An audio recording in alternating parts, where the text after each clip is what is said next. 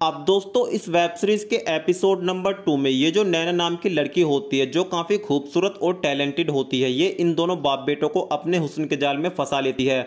मतलब नैना यहाँ पर इतनी खूबसूरत होती है कि ये दोनों बाप बेटे इसकी खूबसूरती को देखकर इन पर रुका नहीं जाता।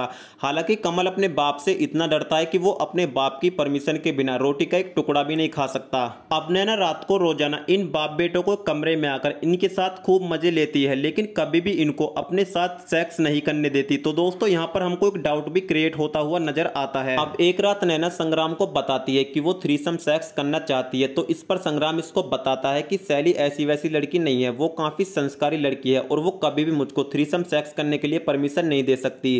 तो नैना इसको बोलती है कि मैं तुम्हारी बीवी के बारे में बात नहीं कर रही हूँ, दरअसल मैं तुम्हारे बेटे के साथ थ्रीसम सेक्स करना चाहती हूँ। इस बात को सुनकर इसके होश उड़ जाते हैं और वो इसको बोलता है कि नैना तुम पागल तो नहीं हो गई हो, तुमको पता है कि कमल मेरा बेटा है और उसकी इतनी हिम्मत भी नहीं होती कि वो मेरे साथ नजर से नजर मिलाकर बात कर सके, तो वो मेरे सामने नंगा कैसे हो सकता है। तो शैली इसको बताती है कि मैं तुम्हारे साथ थ्रीसम सेक्स भी कर लूंगी और तुम दोनों एक दूसरे को देख भी नहीं पाओगे।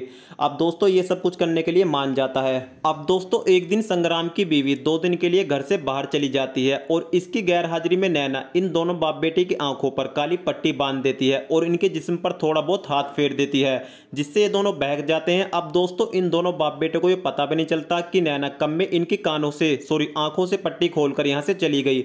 और दोस्तों जब ये दोनों बाप बेटे एक दूसरे को इस हालत में देखते हैं तो इसके बेटे की नज़र में जो इसके बाप का डर था, इज्जत थी, वो आज खत्म हो जाती है और इस तरह से नैना अपनी पुरानी दुश्मनी का बदला संग्राम से ले लेती है। और इसी के साथ ये वेब सीरीज यहीं पर समाप्त हो जाती है।